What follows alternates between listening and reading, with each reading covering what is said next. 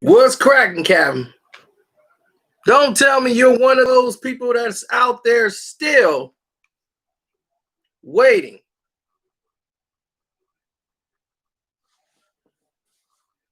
It's your boy Carcino here, and let's talk about it. What's up, Michelle daughter? If I had a quota for every time I saw Michelle's daughter, I have $1.75. uh, people are still waiting on a stimulus check. But why is that? Why are you still waiting around for a stimulus check?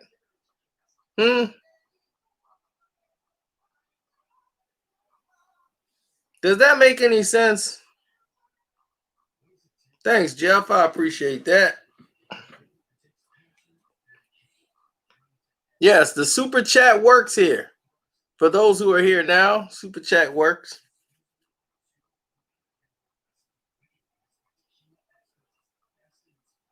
Oh, he had to change the name from Big Will.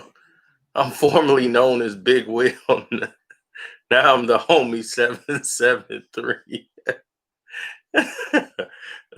Big Will couldn't cut it no more. It got too hot in the streets for Big Will. We're gonna do a StreamYard in a little bit.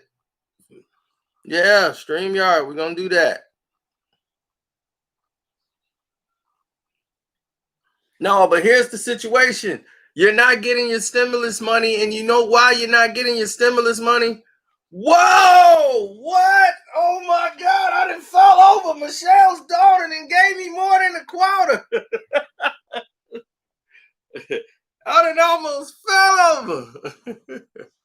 over. Thanks, Michelle. I appreciate it. Now,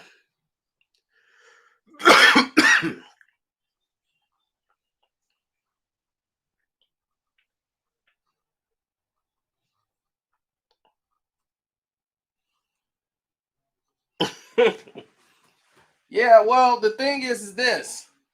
The reason why, and they're talking about cutting down and reducing the unemployment, is because they are seeing how people were living like kings.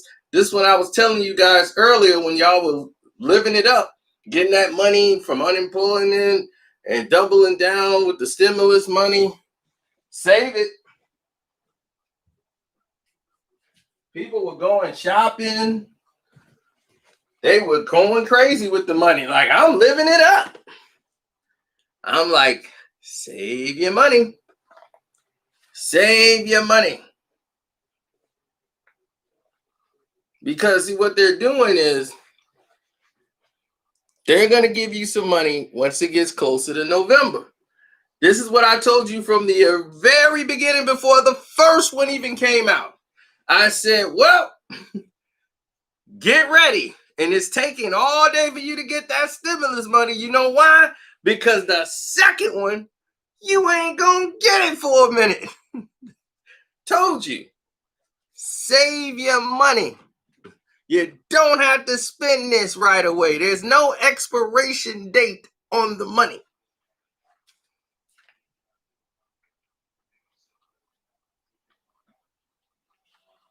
Now, I've already told you, they're already coming out with new currencies. They want to get rid of the presidents on the currency. They want to come out with a new reason for all of this. So this is the new card they want to give you so that you can have a card with a whole new currency, whole new balance sheet. Because they're trying to write off their debt. They don't want to have any debt. They don't want no red on their on their table no more. They want to wipe out all their debt and start over fresh. So it's an election year, but it's a big year. It's more than just this the Republican and this is for control of what's going to happen with a lot of these projects and people who got money backed into a lot of these people. They want to try to steer Trump for another 4 years and ride that train. The people behind him, they know he's a tool. They can give a damn about him. They getting all their agendas pushed and all they bills cut. Trump only works for the rich 1%. So that's what their focus is. Meanwhile, you're starving. Your stores have been burnt down. Now you got to go all the way out your neighborhood and go somewhere else to try to go grocery shopping. And you're going to need a car to do that. Or you got to take the bus just to go grocery shopping.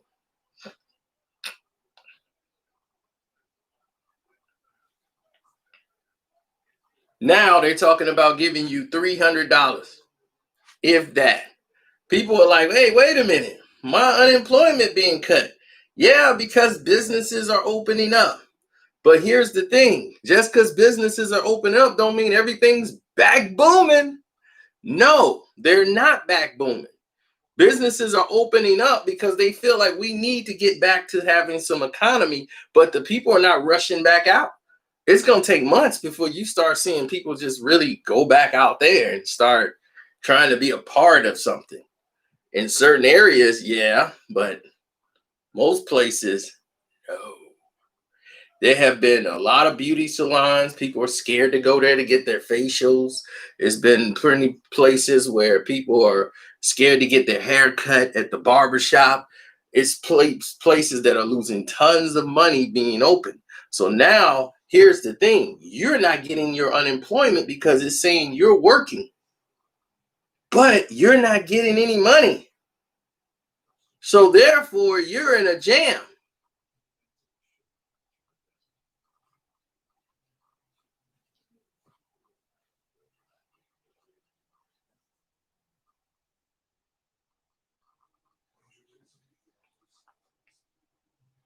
America been fail. I mean, that's the thing. America fell in 2008. In 2008, America fell. We never got up. It appeared that we got up. We did not.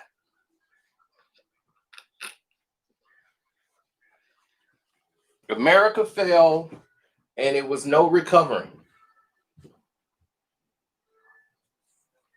Whenever you see banks close that have been open for hundreds of years, and you start seeing all of these banks close, what happened was the fact that all of these bankers, nobody went to jail. Do you understand that? They all got bailed out, but before they were bailed out, they all got a charter license. And you have to learn what that is first. So they got a bank chartering license, which means that they could be a certain type of bank without certain regulations. So when they become a charter bank and get their charter bank license, then before everything blew up, because they saw this is where it was going to go, they had a bailout plan where they rolled right over into their charter bank.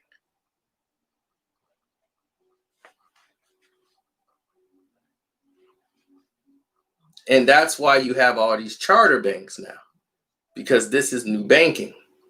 It's old banking, it's the same thing. It's just that we got a bailout plan so we can have some structure, and we're going to build the economy right back up again, and we're going to build the housing market back up again.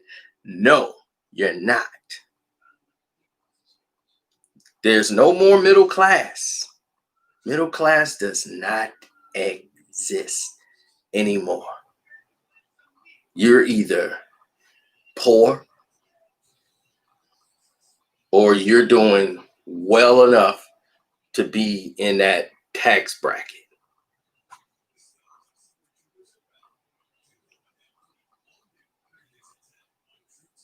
If you don't have a combined revenue, okay, if you don't have a combined revenue or over $150,000 in your household, you're poor.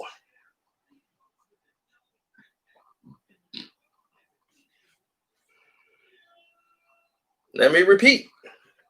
If you don't have a combined yearly revenue of $150K a year between you and your wife in your household, you're poor. Even with 150, depending on the situation, you might still be poor. There's no more middle class. The illusion is that it is still a middle class. No, they wiped that out because they had to erase over 300,000 jobs in 1 year. The next year, they lost another 300,000 jobs. You lost millions. People lost jobs all around the United States of America.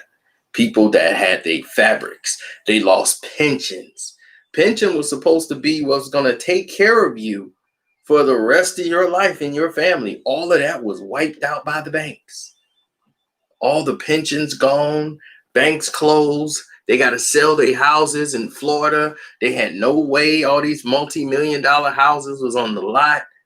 People were selling it because they could no longer afford these homes because they lost those big luxury jobs that was paying them $300K a year. They had the boat.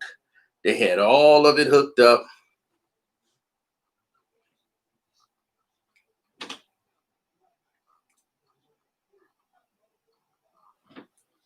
Hello, Williams family.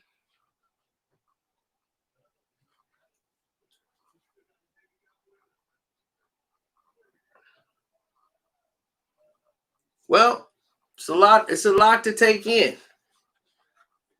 We will be doing a StreamYard for the game tonight. So after this video, we will be going to StreamYard. So in case people are wondering, like, why you didn't do a StreamYard? I'm like, man, I just uploaded a video prior. So the Master P thing, so I'll let that go. They didn't really push that at all. But okay, I get it. The NBA kind of mad at me because I put out a video exposing their lies. It's the narrative.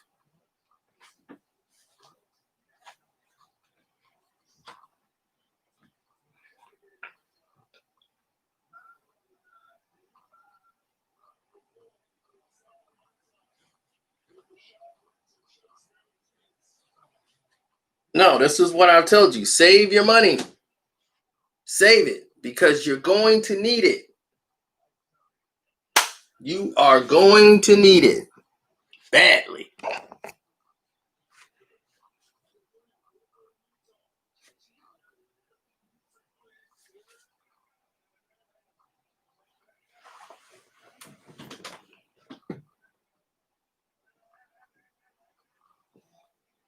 Save money and make money. Exactly.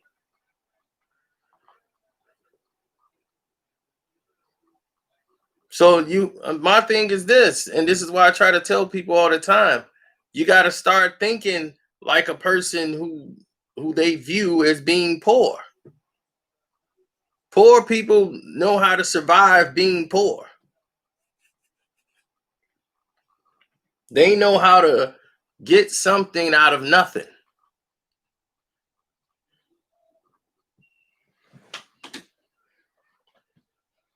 Now, most people are getting by on loans. They're getting by on government assistance because there's a lack of jobs. See, the one person who may have their main job, and then when they get off work, they start driving Uber. They do Uber Eats, Grubhub, DoorDash. That's 4 jobs. You're getting like 4 W-2s there. So that counts for the economy, and it shows a number that, wow, this person has 4 jobs. So it's showing an increase and an influx of employment is going up in the African American community. It's a lie. They're just doing more jobs. Each person is doing basically 2-3 jobs because of all the ride shares and food drop-off deliveries. Those count as employment.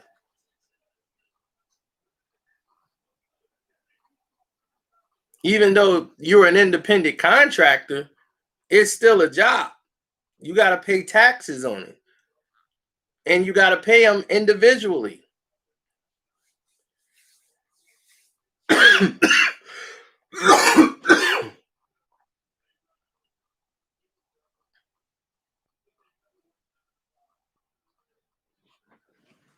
Well, a lot of people think it's a such thing as real estate, and it's a such thing as good real estate.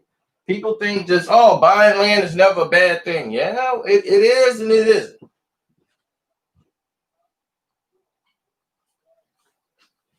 There's good real estate and bad real estate. You might say, what's bad real estate? Something that's gonna cost you money, but it's dropping in value. And the reason why property drops in value, either the land is bad, the area is bad, and if the area is bad, it's not like you can't make money. It's going to be hard to make consistent money because you're going to spend a lot of your revenue, you're going to spend a lot of your time dedicated to correcting things that are wrong. You understand me? Correcting things that are absolutely wrong with the property. You're putting more money into a property that's not really bringing you any revenue. So you're paying taxes on the land. The property value is low. You can't get rid of it, and you're stuck with it. And it's not going up. It's steadily going down. So you have to look and learn about your land first. And people just run out and buy real estate.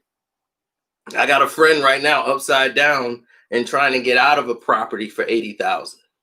And the reason why he's trying to get out of it is because he realizes he's not going to make any money off this property. He continuously rents, and people move out within the first year. They damage the place because they got kids, they got everything else. So even their deposit money, they don't even care about getting that back. They don't care. It's going to cost him more money to fix that place up than that deposit money. So now, after you do all that, what else is on the table? Oh, it's quite simple. He didn't look at the land. Every time it rains real bad, it floods. So the whole grass is just covered in rain and mud. Right? So now the grass is just turns to mud every time, and then it drains out, and it's just eroding all of that property, like all the stuff around the back. It just looks terrible. So now who's going to want to move there? Well, every time it rains, it floods those houses, backyards. And then you got all this water in your yard. Look like a swamp.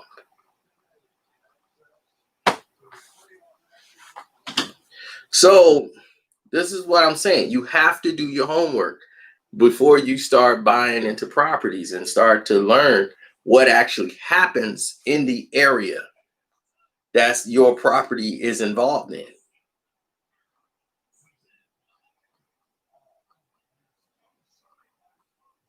Now, a lot of people are like, yeah, I'm just gonna buy it, flip it, and sell it.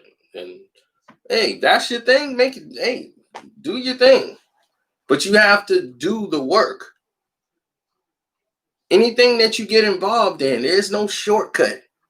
Ain't no, I'm gonna watch this YouTube video and it's gonna show me how to start flipping houses. No, you have to be your best student. That's how it's got to work. You got to be vested into doing it. If you're not vested into fixing anything or making something better, it's not going to work. If you treat something like a hobby, that's the results you're going to get. You can't treat something like a hobby and then hopefully somebody knock on your door. Here's a bag of money. It don't work that way. I got into YouTube not to make any money. What? It didn't even exist.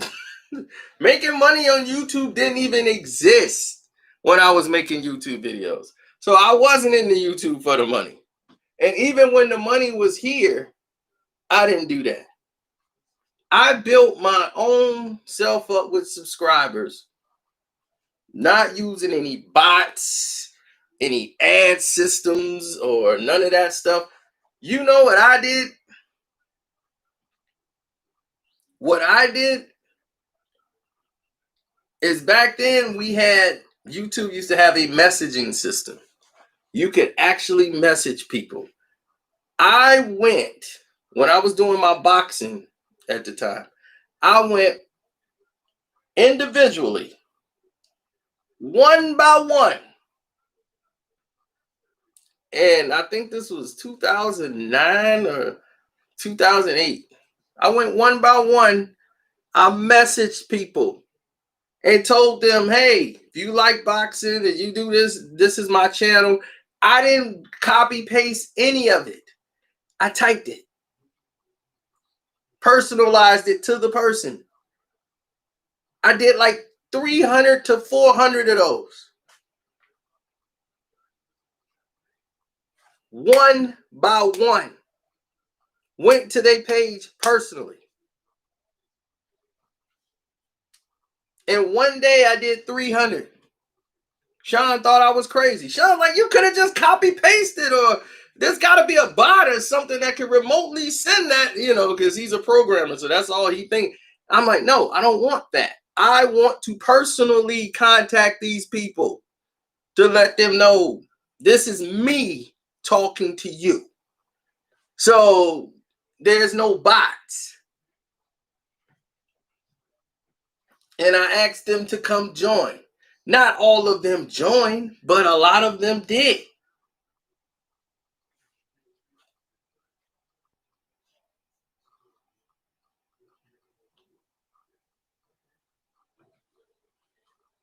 See, that's something Vlad can't talk about. Vlad don't know about being poor. So Vlad can't really tell you about that and telling you what poor people should do. Because if he knew about being poor, then he would be able to understand that that's like a rich person telling poor people what they should do. And they have never been poor. Here's the situation.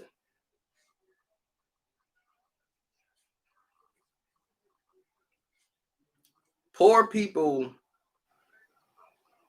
the reason why poor people can't invest, it's not that they don't have the money to invest. It's just that poor people normally don't have the money that they could put away and not miss it. They don't have $300-400 they could just put to the side. They don't have that. They could say, hey, that's $300-400 over there. I can't look at that. Like, I ain't got to look at that $300-400. It could do whatever it's doing. It's not bothering me. They don't have that luxury.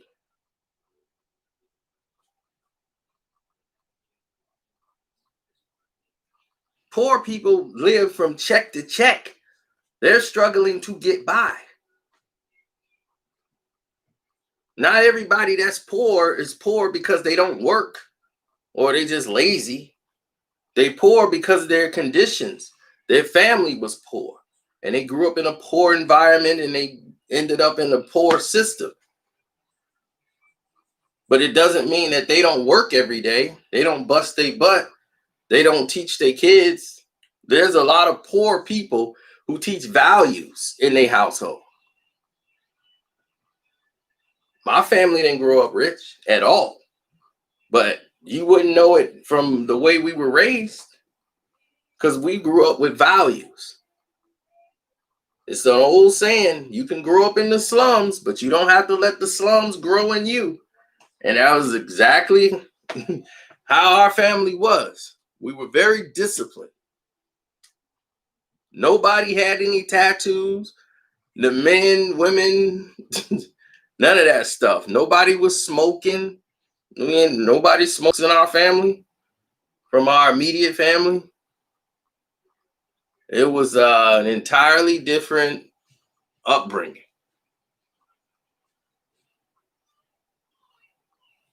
Thanks, Michelle, daughter. Thank you for your super chat donation. I appreciate that. You set the tone tonight, Michelle's daughter.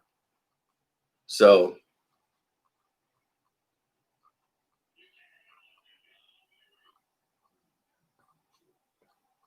I just wanted to bring that reality to people.